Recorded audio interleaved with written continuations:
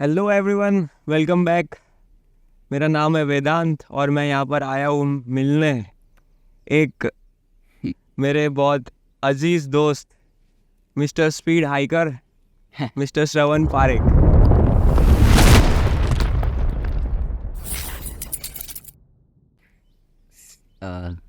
Learning speed hiker. अभी मैं सीख रहा हूँ, अभी ऐसा नहीं कि बन गया हूँ।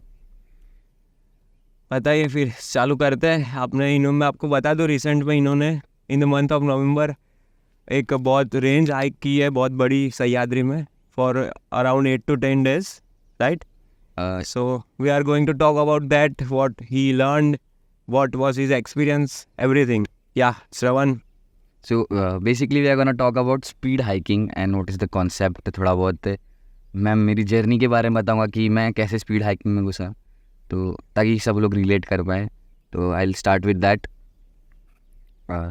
सो बेसिकली इनिशियली बताता हूँ कि मैंने 2020 में अपना पहला ट्रैक किया था सह्याद्री में, इधर ही सामने ही पहाड़ है। एंड जब मैंने वो ट्रैक किया तो उसके बाद मुझे जो माउंटेन्स का आइडिया है ना, मतलब being in the mountains, trekking, वो सब थोड़ा बहुत इंटरेस्ट आया उस पर। तो मैं वैसे तो एक बहुत यूट्यूब नर्ड हूँ, तो मैंने पूरा यूट्यूब देख डाला। And initially I got into mountaineering के बहुत सारे वीडियोस देखे, इंडियन माउंटेनियर्स को देखे, बाहर के माउंटेनियर्स को देखे। माउंटेनियरिंग बेसिकली आप एक यू बेसिकली प्लान है expedition to climb a peak. Mountaineering का गोल होता है कि आपको टॉप पे पहुंचना है पीक के। तो बहुत फैसिनेटिंग लगा वो, उसके बारे में पढ़ा, उसके बारे में जाना, उसके बारे में सारे यूट्यूब वीडियोस देखे बहुत सारे। And then I took action. किया मैंने, I hiked with the mountaineer Sahyadri में ही, ताकि मुझे बेसिकली इन पर्सन समझ में आए। तो इन पर्सन बहुत समझ में आया, बहुत बात करी उनसे, वो ट्रैक हुआ। एंड मेरे दिमाग में बहुत ऐसे घुस गया कि माउंटेनियरिंग करना है। फिर पता चले कि आप स्टार्ट कैसे करते हो, आप छोटे पहाड़ से स्टार्ट करते हो और इट इज़ कॉस्टली। तो जब मैं स्टार्ट करने वाला था, मैंने किया नहीं वैसे। फ्रेंडशिप पीक मनाली में बहुत फेमस है, तो वहाँ का मैंने प्लान बनाया था। 30K कुछ लग रहा था। तो तब मुझे कुछ आइडिया नहीं था, मुझे लगा था हाँ 30K लगता होगा, इट्स गुड। फिर और किया रिसर्च। फिर ऐसे ही देखते देखते मुझे एक यूट्यूब वीडियो मिला, देख, केदारकंठा के ऊपर, विच वॉज बाय क्रीडस। हाँ, तो केदारकंठा के बारे में मैंने देखा था माउंटेनियरिंग में। नॉर्मली 3-4 बहुत फेमस हाइक है केदारकंठा, विंटर में उत्तराखंड में। तो उसका ऐसा था कि नॉर्मली 4 days 3 nights का होता है वो ट्रैक। हाँ, तो मुझे लगा 4 days 3 nights का ट्रैक है। फिर मैं ये यूट्यूब वीडियो देख रहा था केदारकंठा का, तो उसमें 2 बंदे सुबह उठते, छोटा सा बैग, केदारकंठा स्टार्ट किया, टॉप पर गए, शाम को आ गए। तो मैं ऐसा हो गया कि भाई ये क्या हो क्या रहा है इसमें। नॉर्मली 3 days 4 night का ट्रैक है, हार्ड ट्रैक है विंटर, और ये लोग विंटर में एक दिन में कर गया, एक दिन में भी नहीं, 10 घंटे में कर गया। अरे वो ये हाइक, इसे स्पीड हाइक बोलते हैं? नो, इसे एफिशिएंट हाइकिंग कहते हैं। अच्छा, बताता उसके बारे में भी। तो वो सब ठीक है। मेरे को ये जानना है, आपने जैसे कहा 2020 में। नहीं, एक सेकंड मैं कंप्लीट कर लेता हूँ। अच्छा, फिर वहाँ से मुझे पता चला कि ये जो होता है, मतलब बहुत सारे इसमें इंफॉर्मेशन की कमी। अगर आप पढ़ोगे तो आप एफिशिएंटली कर पाओगे, जैसे वो लोग कर रहे थे। आप मतलब वही मैं पूछ रहा था, 4 दिन जैसे लगते हैं फ्रेंडशिप पीक को, फ्रेंडशिप नहीं, केदारकंठा को। हाँ 4 days का वो ट्रैक है, तो उन्होंने 10 hours में कंप्लीट कर दिया। हाँ, तो कौन थे वो लोग? बता रहा हूँ ना, क्रीडस एक यूट्यूब चैनल है। अच्छा, हाँ, वो और उनके फ्रेंड थे, मानव भैया। तो मैं अभी आपको बताता हूँ स्पीड हाइकिंग क्या है बेसिकली। तो वहाँ मैं बताता हूँ, वहाँ से मैंने देखा कि ये लोग स्पीड हाइकिंग करते, फिर पूरा क्रीडस देख डाला। तो मुझे आइडिया आया कि स्पीड हाइकिंग क्या है। तो जैसे कि स्पीड हाइकिंग वर्ड सुनते ही लोगों को लगता है कि बेसिकली आप ट्रेल पे भागते होंगे, रेस्ट कम लेते होंगे, नॉर्मली जैसे लोग चलते हैं वैसे इंजॉय नहीं करते होंगे, भाग भाग के फटाफट। तो स्पीड हाइकिंग वो नहीं होता है। स्पीड हाइकिंग एक आउटकम है, स्पीड एक आउटकम है। तो आप जैसे नॉर्मल हाइकिंग करते हैं हम लोग, तो उसको अगर हम एफिशिएंट करने जाएंगे ना, हर चीज़ को, हमारे बैग के वेट को, हमारी फिटनेस को, हमारे शूज़ को, हमारे ट्रैक की टाइमिंग को, नॉर्मली 8 बजे चालू करते हैं, हम 6 बजे चालू करेंगे, 5:30 बजे चालू करें या 6:30 बजे चालू करेंगे, उस हिसाब से वेदर के हिसाब से करेंगे, तो सारी एफिशिएंसी, सारी हर एस्पेक्ट्स में दिमाग लगाने के बाद अगर आप उसको एफिशिएंट करना चाहते हो तो आपकी ओवरऑल स्पीड बढ़ती है। इट्स नॉट लाइक कि आप ट्रेल पे भागते हो तो आप अपना बैग का वेट कम करोगे, आप शूज़ लाइट वेट शूज़ पहनोगे, और बड़े मोटे कपड़ों की जगह आप लाइट वेट फ्लीस, वो सब, मतलब आप एफिशिएंसी, अगर एफिशिएंसी पे फोकस करोगे ना तो आपकी ऑब्वियसली स्पीड बढ़ेगी। तो स्पीड ऐसा नहीं कि आप ट्रेल पे रेस्ट नहीं लेते, ट्रेल पे ब्रेक, सब कुछ सेम है, बस आप जल्दी स्टार्ट करते हो, बैग का वेट कम है, and you plan better basically. तो स्पीड एक आउटकम है। तो स्पीड हाइकिंग वो है इन द सेंस कि आप जैसे कि आप टेरेन का ज़्यादा अच्छा नॉलेज होगे तो आपकी ओवरऑल स्पीड आउटपुट बढ़ेगा। तो बेसिकली वही सीखा मैंने, सीखा तो नहीं, मैंने ऑन ग्राउंड तो कुछ नॉलेज था नहीं, अरे अच्छा। किया नहीं था स्पीड हाइकिंग उस टाइम पे, पर वीडियो सारे देख डाले, समझ गया, फिर धीरे धीरे मैंने उन्हीं के साथ किया पहला अपना स्पीड हाइक क्रीडस के साथ, एंड लास्ट ईयर भी नवंबर में उन्हीं के साथ किया 10 दिन 10 दिन 10 सह्याद्री में? या 11-12 ऐसे कुछ दिन थे। बाप रे। वो सह्याद्री में कहाँ था आप 10 दिन? सह्याद्री में हमने रायगढ़ से स्टार्ट किया था, हाँ, रायगढ़ से पूरा साउथ, रायगढ़ से साउथ। पूरा साउथ, जब तक रिजर्व फॉरेस्ट नहीं आ जाते ना तब तक, बेसिकली महिपतगढ़ तक, और रत्नागिरी। रत्नागिरी तक आप पहुंचे रायगढ़ से चालू करके? यानी कोकण तक एकदम 3 डिस्ट्रिक्ट? कितने? 3 डिस्ट्रिक्ट पार किए? एक दिन तो हम लोगों ने एक दिन में 3 डिस्ट्रिक्ट ऐसे टच किए थे। अच्छा, फैसिनेटिंग।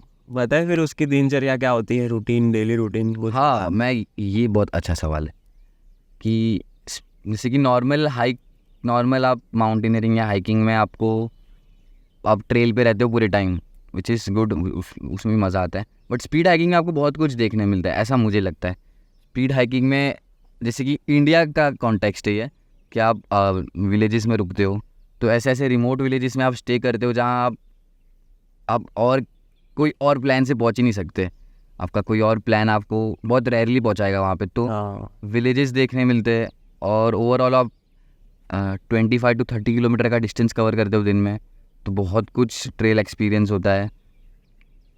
फिर कभी कभी रोड का पैच भी आता है बीच में, तो बसेस भी, लोकल बसेस में बैठने का मौका मिलता है।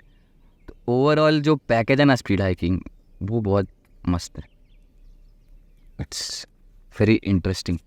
इसमें मेरे को एक पूछना था, आपने जैसे 10 दिन जो आपकी टीम थी वो मैटर करती है क्या स्पीड हाइकिंग में? जैसे मैं कभी हाइकिंग करता हूँ तो मेरी हाइकिंग की स्पीड डिपेंड होती है मेरी टीम पे, क्योंकि मेरे जैसा ग्रुप जिसके साथ मैं जा रहा हूँ उनकी जो स्पीड होगी एवरेज वही उनके साथ ही चलना पड़ेगा। तो ये स्पीड हाइकिंग में जब आप निकलते हो तो वो डिपेंड करता है कि आपकी टीम कैसी है? ओब्वियसली कि अगर आपका जो भी ग्रुप है तो ग्रुप के सारे मेंबर्स के हिसाब से, जो थोड़े से स्लो तो नहीं, थोड़े से जिनका पेस कम है, जिनका पेस ज़्यादा है, तो ओवरऑल सबके हिसाब से एक अपने आप जैसे रोज़ चलते तो एक पेस अपने आप डिफाइन हो ही जाती है कि जो फास्ट चलता है वो थोड़ा स्लो चलता है अपनी पेस के हिसाब से, जो स्लो चलता है वो थोड़ा सा पुश करता है अपने आप को, तो ओवरऑल ग्रुप की पेस बन जाती है। और ग्रुप बहुत मैटर करता है, एक अच्छा ग्रुप के साथ आप, क्योंकि एक अच्छा ग्रुप डिसीजन अच्छे लेता है। और स्पीड हाइकिंग में जब आप थ्रू हाइकिंग कर रहे हो तो महाराष्ट्र के सेंस में तो ट्रेल्स के टाइम पे बहुत डिसीजन लेने पड़ते हैं कि ये वाली ट्रेल चूज़ करनी, या फिर कभी कभी ट्रेल नई भी रहती है तो उसको मैप्स के थ्रू एक्सप्लोर करके। तो ग्रुप बहुत इंपॉर्टेंट है क्योंकि एक ग्रुप ही अच्छे डिसीजन ले पाता है, और उसमें भी लीडर होना चाहिए जिसको एक्सपीरियंस है। क्योंकि आपने कहा आपके ग्रुप में तो काफ़ी मतलब बड़े बड़े लोग थे जिन्होंने कोर्स कर चुके थे, AMC BMC, तो उनकी हेल्प मिली होगी? तो उनसे वही था यार कि डिसीजन मेकिंग किस टाइम पे कौन सा क्रिटिकल डिसीजन लेना है, कि जैसे कि पहले अगर मैं होता तो अगर मेरे सामने ट्रेल नहीं रहती और मैं थोड़ा सा बुश बैकिंग जैसे कि ट्रेल ढूंढने लगता तो मैं उसमें अपना टाइम बहुत दे देता, आधा घंटा 1 घंटा की मिलेगी ट्रेल, बट वो थोड़ा सा सामने सेंस दे के, थोड़ी सी क्लूज़ पकड़ के कि यहाँ पे कोई चला है कि नहीं, फिर कैटल का पूप है कि नहीं, उस चीज़ों को देख के वो लोगों को मैंने देखा कि वो डिसीजन बहुत फास्ट लेते हैं वो लोग कि 5 मिनट में अच्छा ये ट्रेल अब बहुत यूज़ नहीं होती, यहाँ पे नहीं जाना, ये ट्रेल यूज़ नहीं होती, दूसरी ट्रेल पकड़नी है। ऐसे उस टाइम के फिर कि एक बार ऐसा हो गया था कि हम लोग को 3 बज गए होंगे, 3-4, और 15 किलोमीटर्स कवर करना था शेड्यूल के हिसाब से। तो हम लोग तो भाग रहे थे उस टाइम पे, असली में स्पीड हाइकिंग करने लगे, थोड़ा सा भागने लगे जल्दी। तब हुआ क्या कि जो मानव है उन्होंने डिसीजन लिया कि भाई हम लोग कर क्या रहे हैं। हाँ, प्लान के हिसाब से चलना ठीक है, बट समटाइम्स हम उसको अवॉइड कर सकते हैं कि हम यहीं रुक जाते हैं ना। यहाँ पे एक विलेज गया था थोड़ी देर पहले, हम क्यों पुश कर रहे फालतू में, रात को पहुँचेंगे, उससे अच्छा यहाँ पे रुक के रेस्ट लेते, अगले दिन पुश करेंगे। तो उस हिसाब से थोड़े थोड़े डिसीजन होते हैं जो उस मोमेंट पे लेने नेसेसरी होते हैं। एंड आई थिंक ये बहुत इंपॉर्टेंट है। लोगों को लगता है कि लोग ट्रैक्स पे जो भी इंसिडेंट्स होते हैं वो वेदर के वजह से होते हैं, पर वो ओवरऑल आप ऊपर से देखोगे ना तो एक बैड डिसीजन के लिए ही कारण ही होते हैं कि आपने गलत वेदर में चूज़ किया जाना, या फिर आपको बहुत सारे क्लूज़ मिल गए थे कि आप वापस चले जाओ या फिर आगे मत जाओ, तो भी आपने पुश किया, आप फिर फंस जाता आदमी ऐसे। तो डिसीजन मेकिंग इज़ ऐसे बहुत सीखने मिला था। एंड मोस्टली तो मुझे ऐसा लगता है कि आपको आपकी बॉडी के बारे में बहुत कुछ पता चलता है। आप दिन भर 7-8 दिन हाइक करते हो कि बॉडी का साइकिल क्या है, आपकी बॉडी को कितना खाना लगता है, आपकी बॉडी को कितना पानी लगता है, उस हिसाब से आप फिर एफिशिएंसी आ गई ना बात, आप प्लान बहुत अच्छा कर सकते हो उस हिसाब से, अपनी बॉडी के हिसाब से। आपको आपकी बॉडी के हिसाब से पता चल गया, प्लान बेटर कर सकता हूँ। अभी जैसे मैं एक बिगिनर हूँ, मुझे ज़्यादा हाइक नहीं किया हुआ है, मैं भी बिगिनर ही हूँ। नहीं तो मैं आपकी टीम में ऐसे ज्वाइन कर सकता हूँ क्या? ऐसे स्पीड हाइकिंग को समझा आपकी निकल रही है टीम, तो मैं ऐसे ज्वाइन कर सकता हूँ आपकी टीम में? हाँ, तो मेरे को कोई प्रॉब्लम नहीं होगी? प्रॉब्लम तो होगी ऐसा तो नहीं वही मैं आप बिगिनर हो। तो वही मैं मतलब कितनी एक लेवल चाहिए, कितनी फिटनेस की लेवल चाहिए, उसके बाद ही हम स्पीड हाइकिंग? ज़्यादातर तो मतलब आपकी बॉडी एक्टिव होनी चाहिए, फिटनेस भी इतना कुछ नहीं। अगर आप यूज्ड टू हो कि पूरे दिन चल सकता हूँ मैं रेस्ट ले लेके आराम से, तो यू कैन जॉइन। ऐसा कुछ एक्सपीरियंस नहीं चाहिए पास्ट के, आपको पता होना चाहिए, क्योंकि आपकी पूरी साथ एक टीम है ना, आप ओवरऑल वॉक करते हुए सीखोगे। एंड एक दिन में कितना चलना पड़ता है? इट डिपेंड्स, बट एलिवेशन पे वैसे तो, पर आप देख लीजिए एक दिन में आराम से इजीली 25-30 किलोमीटर हो जाता है, 20+ ही। महाराष्ट्र में कभी कभी कम होता है क्योंकि ट्रेल्स नहीं रहती है, ट्रेल्स क्योंकि आजकल रोड बन गए हर जगह, तो ट्रेल्स यूज़ होना कम हो गई है। तो ट्रेल होती है, वो घास उग जाती है ये वो, तो कभी कभी कम होता है, बट मोस्टली हिमालयाज़ में जाओगे तो आप 25-30 आराम से होता है कवर। और ऐसा लग रहा है बड़ा नंबर है, बट आप सुबह 6 बजे चालू करते हो, 7 बजे, और शाम के 4-5 बजे तक ईजिली कवर हो जाता है। ऐसा है नहीं कि आपको भागना पड़ता है, ये वो नॉर्मल सी पेस पे हो जाता है। एफिशिएंसी का गेम है सब स्पीड हाइकिंग। इसको आप एफिशिएंट हाइकिंग बोलोगे ना तो ज़्यादा सही रहेगा। हाँ, स्पीड मतलब कई बार स्पीड आउटकम है, आपकी स्पीड वो एफिशिएंसी की वजह से बढ़ रही है। अब मैं एक एग्जांपल देता हूँ, सामने जो हाइक है बड़ी वाली, वहाँ मैं इसी जनवरी गया था, तब इसी जनवरी नहीं लास्ट ईयर, तो मुझे आइडिया नहीं था अपनी बॉडी के बारे में, तो मैं लेके जाता था 3 लीटर पानी एक ब्लैडर में भर के। हाँ कि भाई 3 लीटर पानी लगता है, बड़ा ट्रक है। फिर जैसे कि मैं रेगुलरली गया वहाँ पे, तो मेरे को समझ में आया कि इतना पानी तो यूज़ नहीं हो रहा, तो धीरे धीरे अभी मैं 500 ml पानी ले जाता हूँ बस। वो ब्लैडर छोड़ दिया मैंने, और कभी कभी बैग भी नहीं ले जाता हूँ, क्योंकि मुझे पता है कि वहाँ मैं ओवरऑल मेरा 500 में चल जाता है, और अगर वर्स्ट केस वहाँ पे वाटर सोर्स रहते भी है तो मैं वहाँ से भर लेता हूँ। तो ऐसे ऐसे मेरे 3 लीटर समझो ना, मेरा 3 किलो वेट कम हुआ, उससे ओवरऑल स्पीड एफिशिएंसी बढ़ी। अब एफिशिएंसी इसमें 2 टर्म में बढ़ी, आपका नॉलेज, आपके बॉडी का नॉलेज आपको पता चला, हाँ, नंबर 1। दूसरा, आपको उस जगह का नॉलेज मिला कि उस जगह पे का उसकी ज्योग्राफी कैसी है, वहाँ पानी कितना है। तो ये 2 चीज़ों का अगर नॉलेज आपके पास है तो आपकी एफिशिएंसी बढ़ गई। वो तो है यार, टेरेन भी इम्पोर्टेंट है। मतलब अभी तो मैं इतना एक्सपीरियंस नहीं मेरे को, मैं जेन्युइनली बोलूँगा 2-3 बार ही किया है मैंने, और ज़्यादातर महाराष्ट्र में किया है। टेरेन भी बहुत इम्पोर्टेंट है। एंड एक ऐसी चीज़ होती है कि आप कभी भी नई जगह जाते हो तो आपको बहुत फैसिनेटिंग लगता है कि मुझे देखनी है वो जगह। जैसे कोई पास है, पास बेसिकली एक माउंटेन टॉप होता है ना, उसके आसपास का रीजन होता है, उस वैली में जाने के लिए रास्ता होता है। तो आपको एक पास है, जैसे कि बहुत सारे इंसिडेंट्स ऐसे तभी होते हैं कि आप सारे वर्किंग प्रोफेशनल्स होते हैं, बहुत कम छुट्टियां मिलती है, तो उनको ऐसा रहता है कि हम इतना टाइम पैसा लगा के आए तो हमको पास देखना ही देखना है। हाँ तो फिर उस चीज़ में बैड डिसीजंस आते हैं कि भाई, तो आप टाइम लो एफिशिएंट। और जैसे कि कोई बंदा केदारकंठा 4 दिन में कर रहा है, तो उसको टॉप देखना ही है। आपने 3 दिन कैंप में या 3 दिन छोटा छोटा डिस्टेंस करके, इसको टॉप ज़्यादा इंपॉर्टेंट है कि मुझे टॉप देखना ही है भाई, वेदर कैसे भी ख़राब हो, मैं वापस नहीं आऊँगा यहाँ पे वापस 4 दिन देने। और वही बंदा एक स्पीड हाइकिंग करके देख रहा है, तो आज वो गया थोड़ा, और थोड़े टाइम बाद वेदर ख़राब हो गया, तो वो तुरंत ड्रॉप बैक कर सकता है कि नहीं आज नहीं हो पाएगा, मैं कल आ जाऊँगा। तो भी उसके पास 2 अटैम्प्ट रहे 2 दिन में, और एक जो कैंप करके कर रहे, उनके पास नहीं है इतने अटैम्प्ट।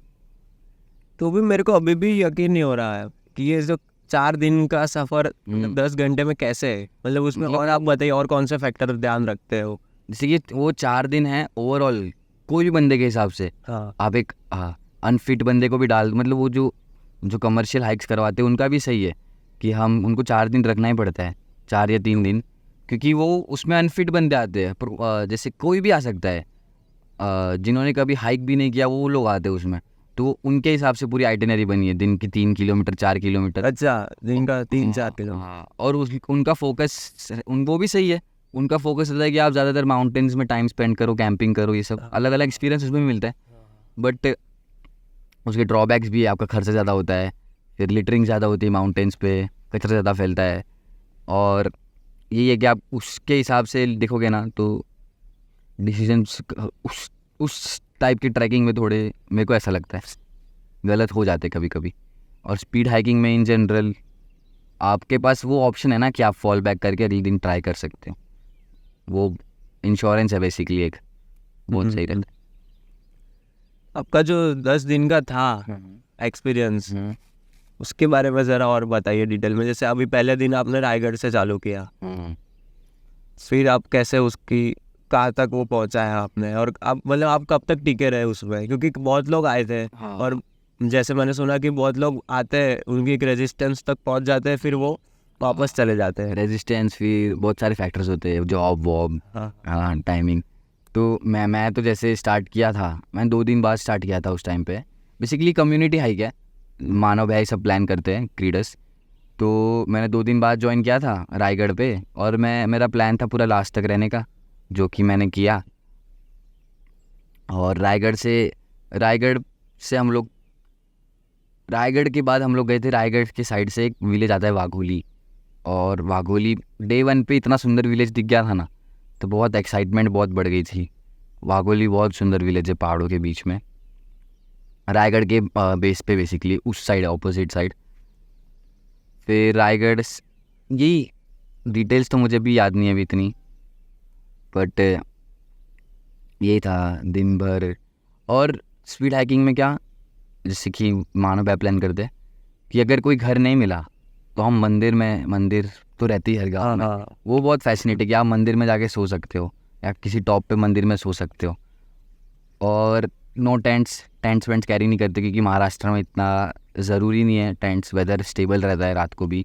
मानसून में तो आइडिया नहीं है मुझे, मानसून में कैंपिंग नहीं करी कभी, but no tents, without tents तो बैग हल्का रहता है, सिर्फ एक मैट और स्लीपिंग बैग।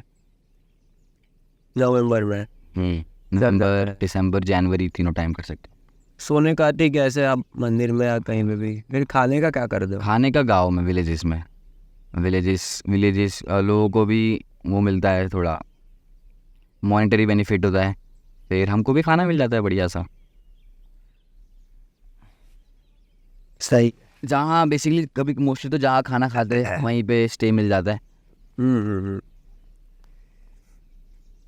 गंभीरगढ़ क्या है, कितनी बार गए हो यहाँ पे? गंभीरगढ़ हमारा प्यारा पहाड़ है, लोकल, मतलब मेरा तो फेवरेट प्लेस है। मैं ज़्यादा एक्सप्लोर नहीं किया है अभी तक, थोड़ा ही बहुत किया है, पर मुझे बहुत पसंद है, क्योंकि मैं यहाँ गया हूँ बहुत बार।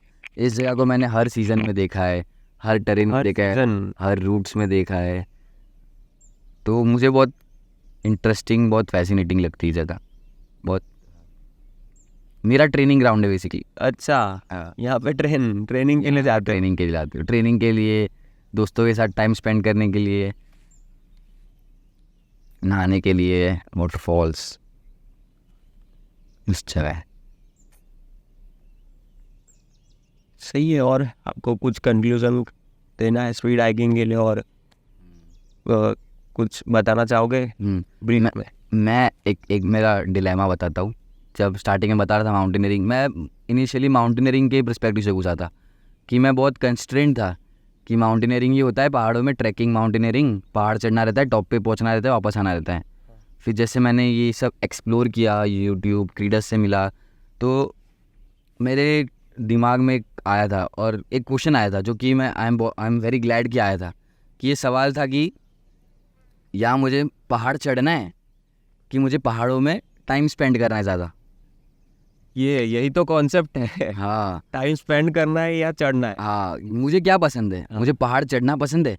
पहाड़ चढ़ूंगा तो लोग बोलेंगे वाह भाई एडवेंचरर, आप एडवेंचरर हो, ट्रैकिंग ऐसा एक्सपर्ट, तो ये पिक्स करिए। या मुझे खुद के खुशी के लिए पहाड़ों में टाइम स्पेंड करना ज़्यादा पसंद है। तो ये मेरे दिमाग में चला था 3-4 दिन तक ये सवाल कि क्या अगर मैं ये वाला चूज़ करता तो I will be into mountaineering. मैं फ्रेंडशिप पिक चढ़ता, अपने पैसे लगाता बहुत सारे, ये सब वो सब अलग अलग। मतलब मेरा गोल यही रहता कि मैं अगली बार ये पहाड़ चढ़ूँ, अगली बार ये पहाड़ चढ़ूँ। और पर आई एम ग्लैड कि मैंने दूसरा वाला पार्ट चूज़ किया कि मुझे पहाड़ पे आउटडोर्स पे टाइम स्पेंड करना है। मुझे इससे फ़र्क नहीं पड़ता, ये तो हो जाएगा अपने आप, पर मेन गोल है कि बाहर रहना। तो उसी वजह से आज हम लोग यहाँ हैं, क्योंकि मुझे फिर जगह ही नहीं पता चलती ना। अगर मैं माउंटेनियरिंग में घुसता तो मेरा मेन फोकस हिमालयाज़ में रहता, ये वहाँ रहता, सह्याद्री के बड़े बड़े पहाड़ पे रहता। बट मैंने चूज़ किया कि माउंटेन्स पे टाइम स्पेंड करना, तो मेरा घर यहीं है। तो मैंने सामने देखा एक दिन कि यहाँ पे एक छोटा सा हिल है, यहाँ जाके देखते क्या होगा। मेरा कोई दोस्त नहीं आया है, मैं अकेले आया था। मैं थोड़ा बहुत टेरेन का नॉलेज है, जीपीएस का, और मैंने लोकल से पूछा, तो उस एक्सप्लोरेशन में मुझे ये जगह मिली। तो वो बहुत अच्छा था कि वो बहुत ऐसा सही हुआ था कि I asked this question to myself कि मुझे क्या करना है, मुझे क्या पसंद है।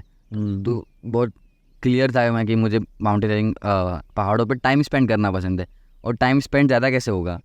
Through hiking. आप दिन भर पहाड़ों में हो, 7-8 दिन, 9-9 दिन अलग अलग टेरेन्स पे हो, रोज़ वॉक कर रहे हो, चिल है, मज़ा आता है। आगे क्या सोचा है फिर अब? अभी तो इसको ही आने वाले इम्प्रूव करना है और हाइक्स करना है, हिमालयाज़ एक्सप्लोर करना है, लद्दाख एक्सप्लोर करना है। एंड महाराष्ट्र तो है ही अलग अलग सीज़न में। यही करना है बेसिकली, इतना ज़्यादा सोचता नहीं हूँ। फिटनेस पे ध्यान देता हूँ ताकि ये कर सकूँ, विच इज़ इम्पॉर्टेंट। फिट रहो, आप एक्टिव रहो, तो ये सब हो जाता है। एक बात तो, आप अगर फिट हो तो बहुत कुछ चीज़ें आप मिस आउट नहीं करते हो लाइफ में। तो नहीं तो एक अनफिट बंदा बहुत कुछ मिस कर देता है। एक अनफिट बंदा अपनी आप बॉडी के अकॉर्डिंग नो बोलते हो ना किसी चीज़ को कि मेरी बॉडी नहीं कर पाएगी, तो वो बहुत होता है। आप आपके कुछ कंस्ट्रेंट्स है, ठीक है, पर आप बॉडी के हिसाब से नो बोल दो तो अच्छा नहीं रहता हो। और इतनी भी फिटनेस नहीं चाहिए रहती है, एक ठीक ठाक फिट आदमी बन जाता है 5-6 महीने में, हो जाता है। मतलब आप बेस कंडीशन भी डिपेंड करती है कि आप कहाँ पे हो, ऐसा नहीं बोल रहा हूँ मैं, बट आप कंसिस्टेंट रहोगे तो हो जाता है। एंड स्विमिंग सीख लो, स्विमिंग इम्पोर्टेंट है।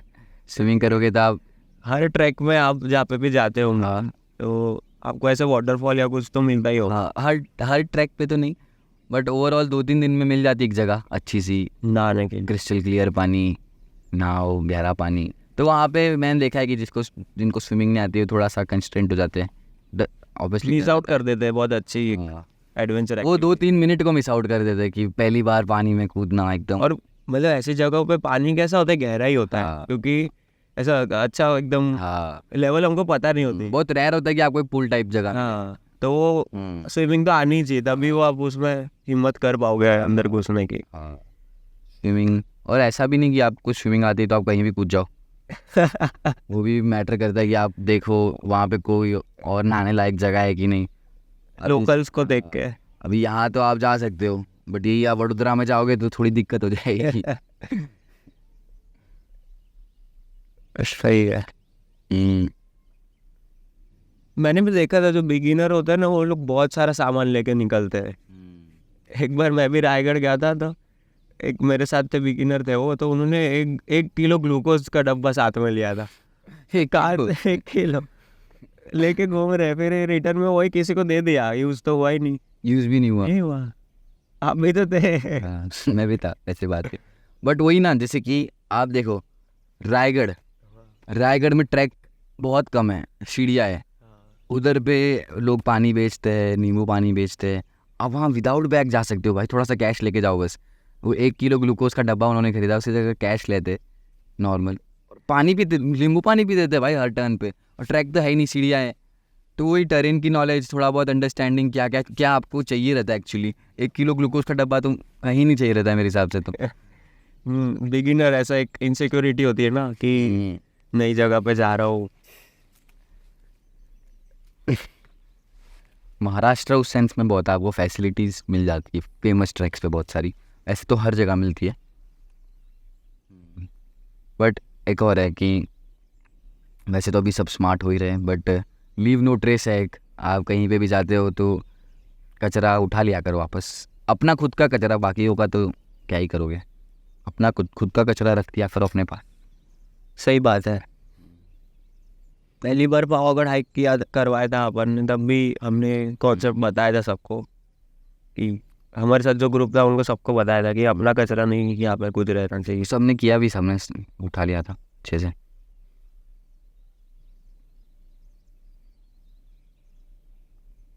एक जिनसे मैं सीखता हूँ, उन्होंने एक बहुत अच्छी बात बोली थी कि आप अपने बॉडी वेट से स्ट्रगल नहीं करते हो, आप अपने बैग के वेट से स्ट्रगल करते हो। सही बात है। हाँ। अगर आप जो भी बंदा स्ट्रगल कर रहा है उसका बैग ले लो तो वो चल लेता है आराम से। हाँ, ये बात तो सही है। तो आप आप जो पीछे रह जाता है हाइक में, हाँ उसका सिर्फ क्या कर, बैग ही तो लेना बैग ही होता है, लेना फिर वो चल लेता है। हाँ। तो उसको घर से क्या आना चाहिए हाँ। कि ये बैग अगर मैं लाऊं ही ना तो। बुक्स लेके जाते लोग, बुक्स भाई 500-600 ग्राम की बुक होती है, आप क्या ही पढ़ोगे, घर पे नहीं पढ़ रहे तो पहाड़ पे क्या ही पढ़ोगे। तो वो सब फालतू चीज़ें होती हैं। बट ऐसा नहीं कि मैं मना कर रहा हूँ, सबको अलग एक्सपीरियंस करना होता है पहाड़ों पे। मतलब सबका पर्सपेक्टिव ही अलग होता है। हाँ, किसी को इंजॉय करना होता है, किसी को बैठना होता है पहाड़ों पे जाके, वो सब भी इम्पोर्टेंट है, वो सब भी हो जाता है, हम करते हैं वो सब, ऐसा नहीं। पर एक बार ये ट्राई करना चाहिए, स्पीड हाइक, एफिशिएंट हाइक एक बार ट्राई करना चाहिए। अपनी अपनी फिटनेस वो पता करे, टेस्ट करेगा कि आप कितने, बॉडी आपकी कहाँ तक साथ देती है। बेसिकली आप इसको एक एज ए स्पोर्ट की तरह देख सकते हो। अच्छा। और जब किसी चीज़ को आप एक स्पोर्ट की तरह देखते हो तो आप उसमें इम्प्रूव कर सकते हो बहुत, ये छोटी छोटी चीज़ें फिटनेस पे ध्यान देके। तो उस तरीके से ओवरऑल आपका डेवलपमेंट ही होगा, ग्रोथ ही होगी अगर आप इसको एज अ स्पोर्ट लोगे फिटनेस को। वरना तो आप कर सकते हो वॉकिंग भी नॉर्मल। इसमें इंटरेस्टिंग भी है ना यार थोड़ा, कि आप चीज़ों को इंटरेस्टिंग बना देते हो। एक दिन में इतना कवर करना है, फिर 7-8 दिन का प्लान है, आइटिनरी है, मज़ा आता है। बट ट्राई करना चाहिए। मैं भी करूँगा एक दिन, जैसे आज तक मैंने नहीं किया, क्योंकि मेरा सब जैसे आपने कहा सबका किया है आपने? पर्सपेक्टिव होता है। यह है कब?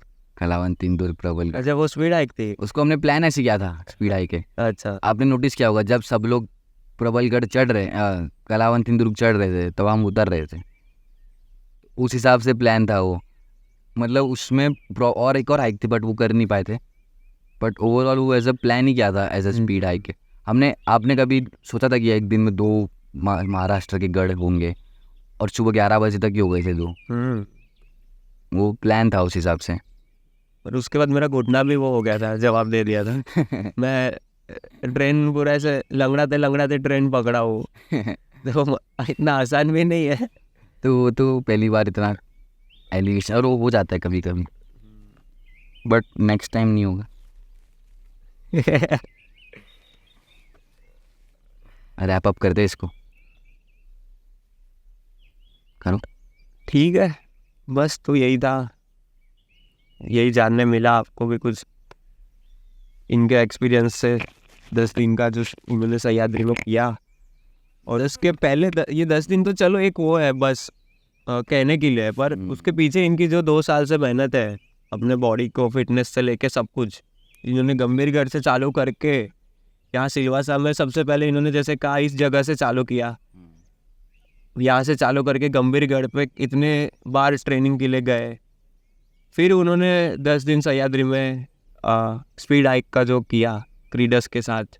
क्रीडस के बारे में अलग से बात करेंगे बाद में, वो अलग इंटरेस्टिंग टॉपिक है। उनके साथ बैठ के करेंगे। हाँ ठीक है, तो बस मिलते हैं अगले किसी कहानी के साथ। यस। Genau.